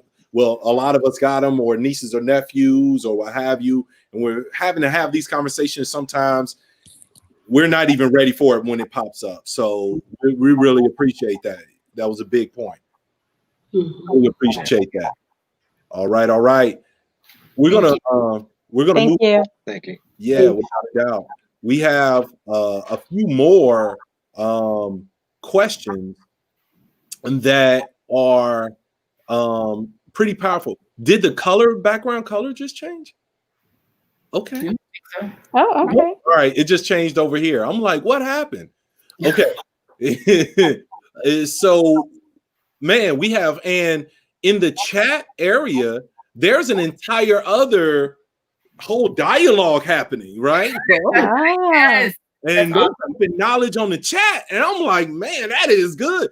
Go tell them, you know what I mean? So it is. Hopefully, you're participating in the chat as well, because there's some great information being shared on the chat. A lot of awesome feedback from some phenomenal people. I did want to pose this particular question. It's a little history there at first, but what it comes down to is, how important do we think it is to implement a strong Black history curriculum? And at what age do we think it is best to introduce that? And so as far as I came from Chicago, where the Chicago school system was Black history curriculum everywhere, like all the time. We learned about everybody.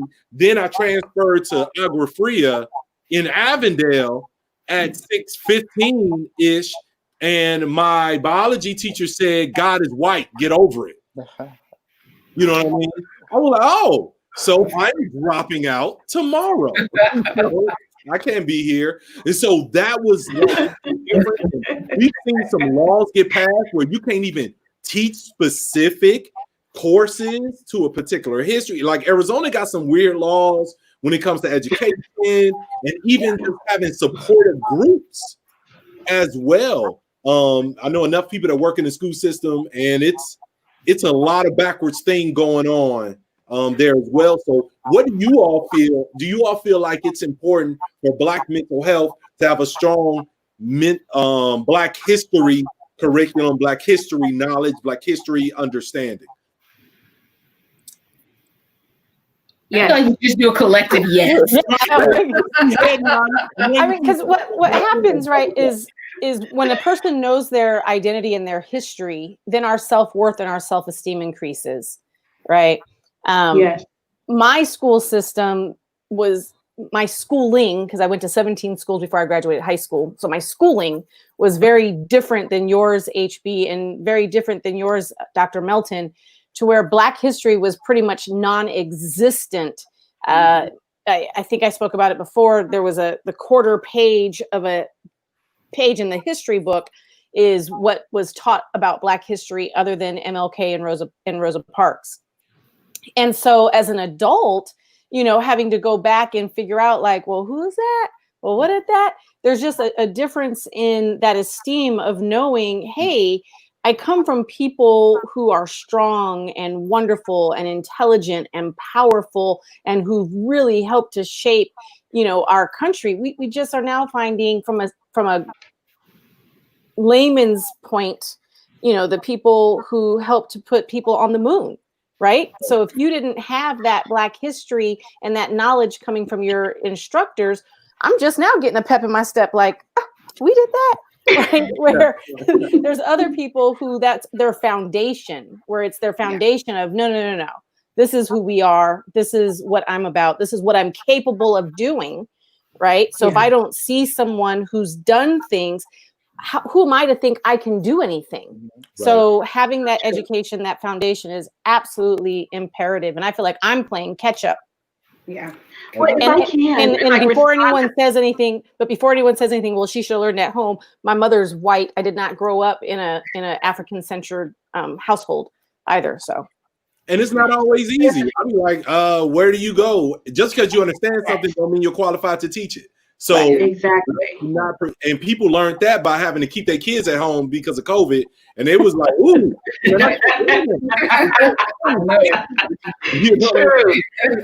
teaching is two different things. Dr. Melton, please. Oh, I was just gonna say, you know, Angela, to your point, like I learned that stuff at home. I went to a predominantly black school system, but my history books were the same as yours. Like that's the truth of it. Now, of course, we had Black History Month celebrations, and I saw myself reflected in my peers and in a good majority of my teachers.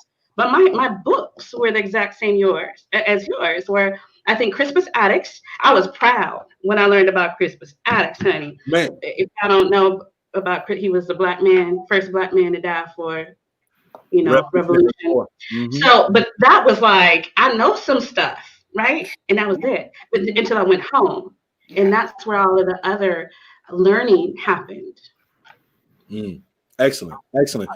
I also like to, you know, just say that, you know, when we talk about Black history, you know, we have a Black History Month and, you know, they try to do some special things. They may try to do some special things in the school, you know, during that time. But I think a part of it is not separating it, because Black history it's just history, right? It's American history.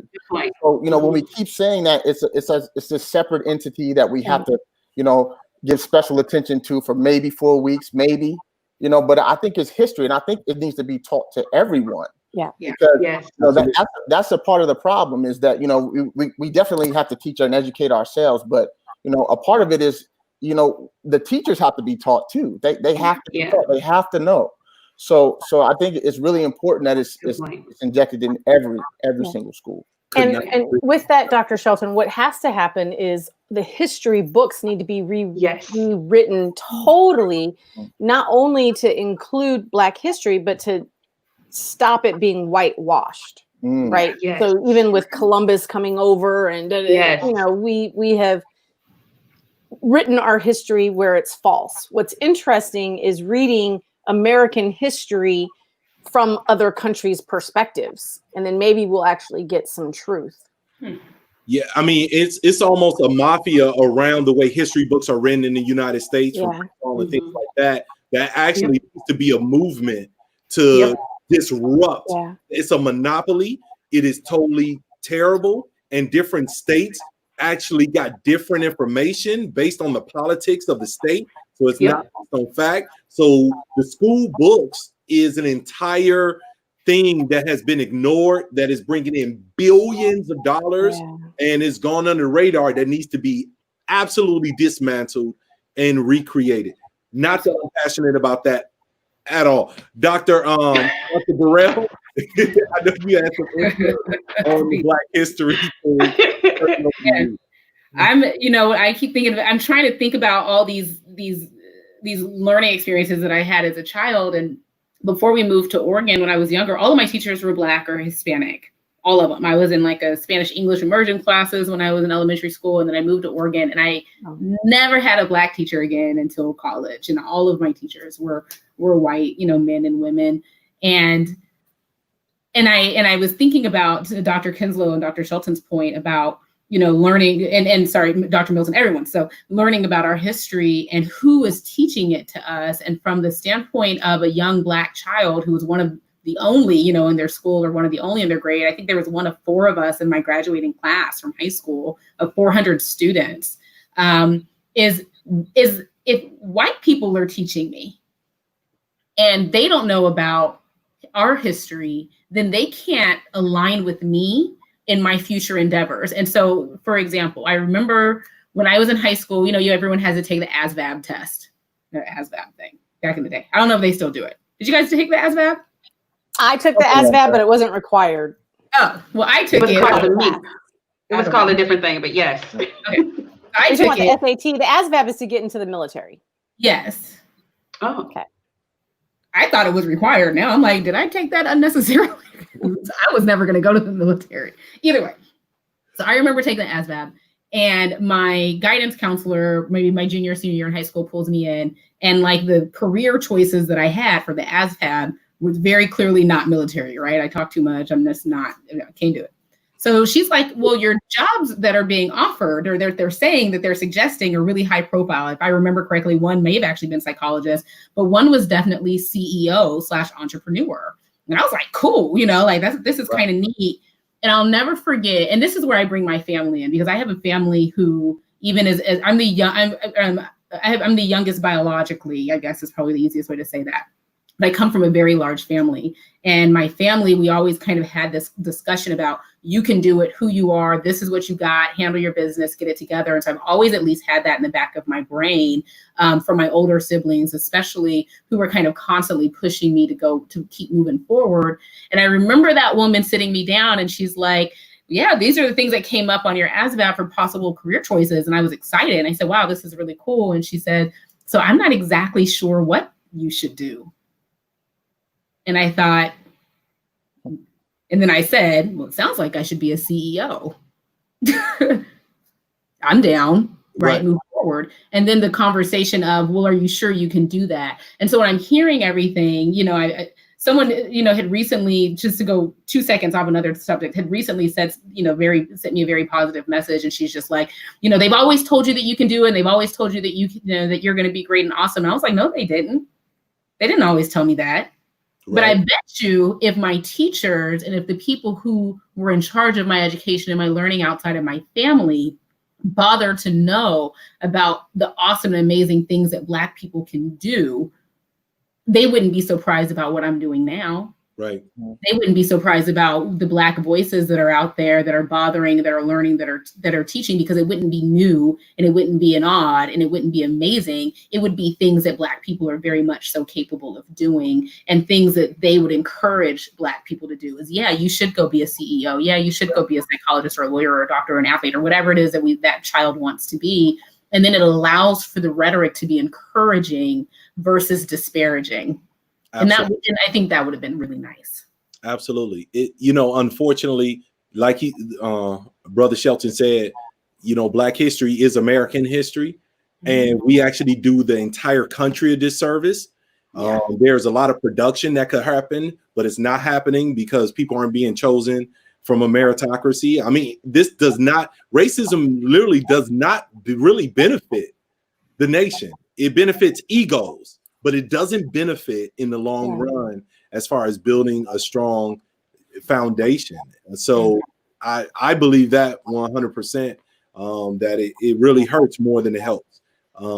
It helps in some little ways, but it hurts more than it helps everyone. So with that being said, it's time to wind down, everyone. We're at 15 minutes towards our finale. I think it'll be important for us to go ahead and have some final thoughts from everyone before we time out. You all have been absolutely amazing. All of the participants, phenomenal. The testimonies, all of you all chiming in on our chat board.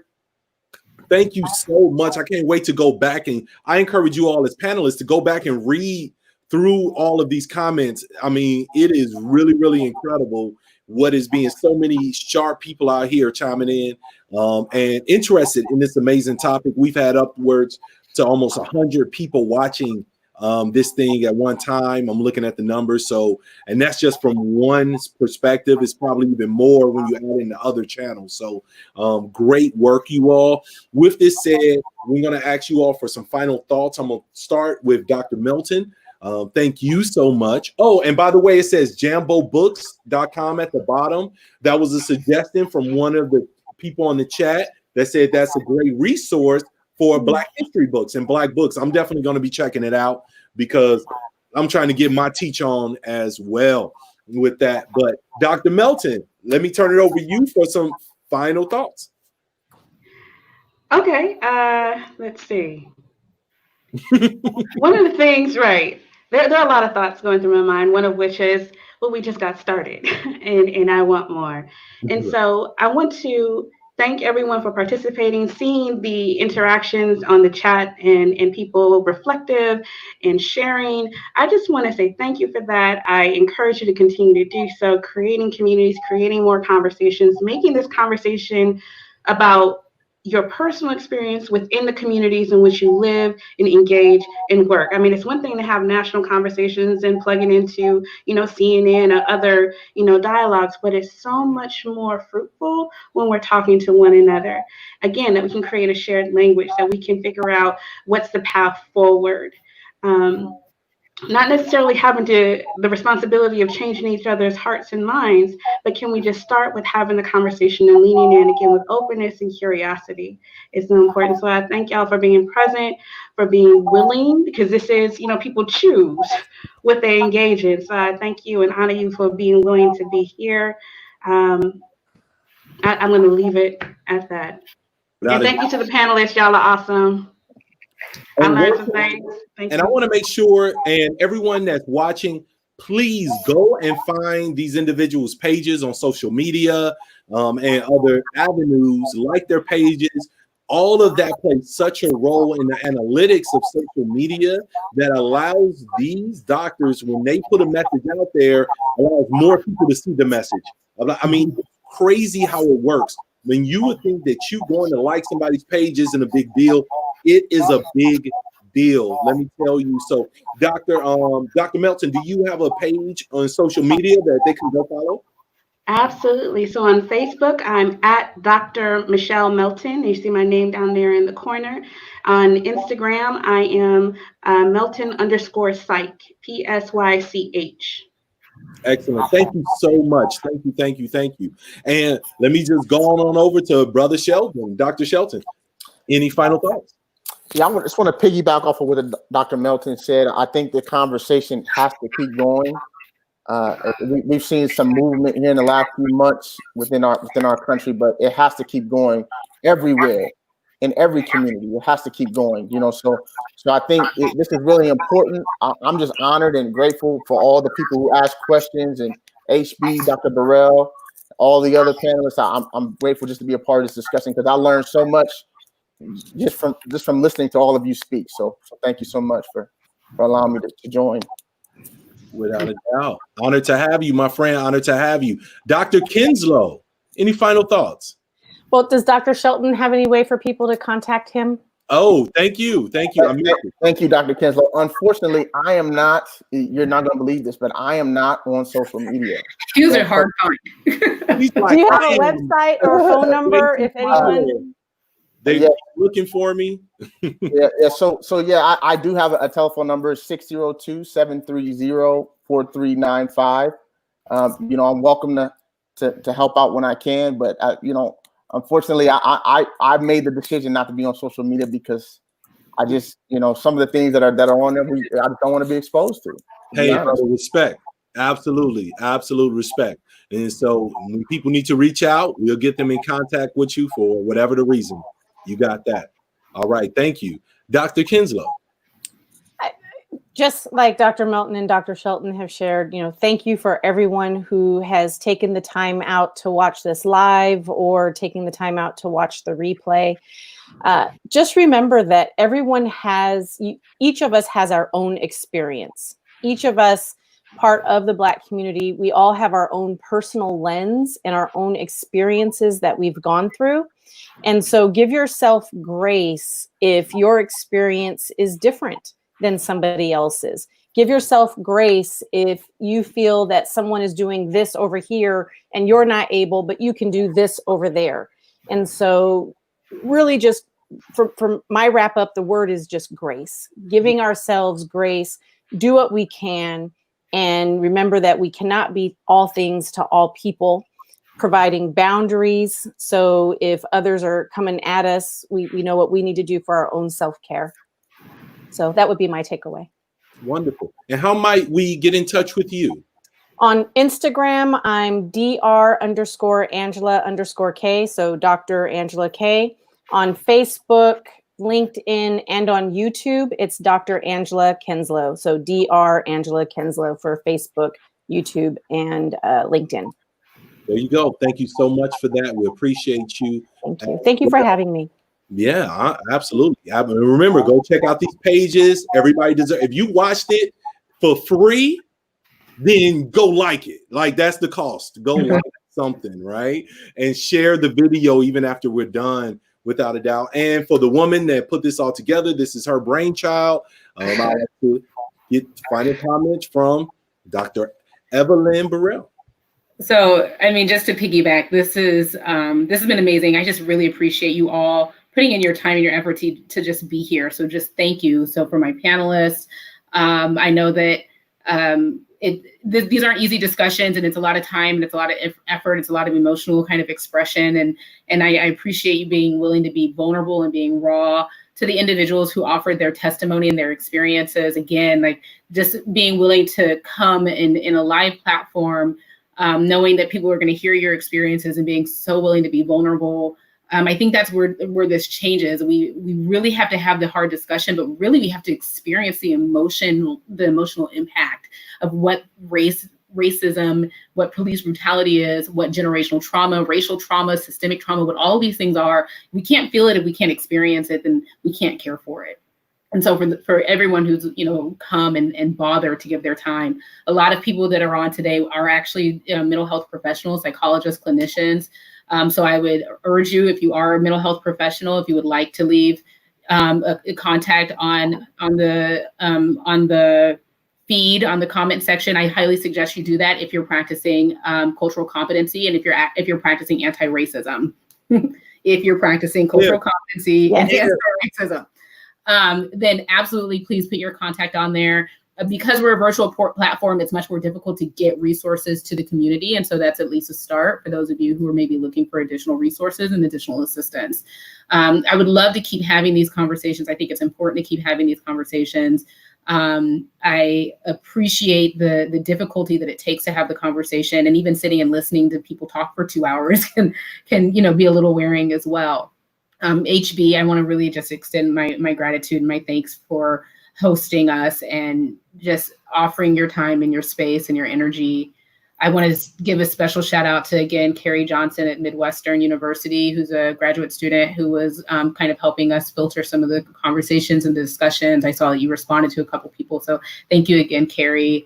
I want to just, again, my takeaway from this is we're not done and we have to keep going. So we're having the conversation, but it goes more than that. Go to the polls, vote, go to your legislature, figure out what's going on in our education system. We need to get these things cleaned up. We got to get these things together. And as psychologists and our mental health workers, as far as I'm concerned, we got to be on the front lines of this. We can't just stand down, twiddling our thumbs, in the background, waiting for it to occur. That's what pulled us out of the table in the first place. And this is a table we need to be having a seat at, and we need to be having a discussion at. And so for those of you who, took the time, I would just, again, thank you so much for coming. I hope to do this again. We had one last December. The Rona came, jacked us up a little bit. I'm not technologically skilled. So now we're figuring out the technological piece, and maybe we can do this again virtually. And so just keep plugging in, keep tuning in. Thank you so much, everyone, for everything that you guys have done. I couldn't be more grateful, and I couldn't be more proud. Without a doubt. We appreciate you for, once again, having this brainchild so that we can plug in. And once again, Evelyn, how can we get in touch with you? How can I'm like, what is it? My Facebook is at Dr. Dr. Evelyn Burrell. I don't know what my Instagram is. Maybe just Evelyn Burrell. There's not a lot of us. It's not a lot. Not a lot. And of course, you can reach me on Facebook as well, Harold Branch III. On YouTube, we're definitely trying to get some more YouTube subscribers because we're doing more videos and trying to get that out there, and that definitely helps. But Harold HB Branch III on YouTube as well, and Instagram, Becoming HB and Home Based Poetry on both Facebook and Instagram. We're happy to be here. We have to have another one of these. People keep asking, when is the next one? When is the next one? When is the next one? And so I have no doubt that will be the case. And so if you like our pages, you'll see the announcement when it comes out. And so. And Dr. Kenzslowe, Dr. Melton, and myself started a podcast on 3 Psych Docs. Yes. The number 3 PSYCH-DOCS. And so we've done 3 episodes. 2 of them were discussing race and racial issues. And so you can go to our YouTube channel as well at 3 Psych Docs to tune in on those. We're going to be putting out monthly podcasts, I guess. That's awesome. That's incredible. And to promote Dr. Kenzslowe and myself, we do what's called a nightly decompression because we know that everything is heavy right now. It's just 15 minutes. It is not nearly as intense as we don't get to dive in like we dove in today. This was such a special event, but it does help us decompress a little bit every evening. And we actually moved the time to accommodate our family in the East Coast. So it's still after work in Arizona, but it's before midnight in the East Coast. We're going to do it at 6 p.m. Arizona time, which is 8 p.m. Central Standard, which is 9 p.m.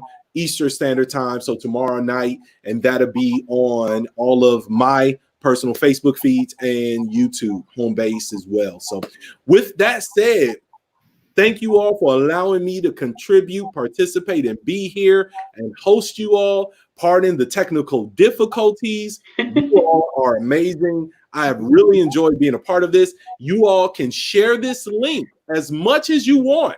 There's going to be a YouTube link for it as well. Keep sharing it. Keep sharing it. Get the information out there because I think you would agree this info can help a whole lot of people. Thank you all for being on board. Now I look forward to connecting with you all again.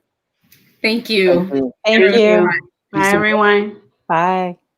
All right.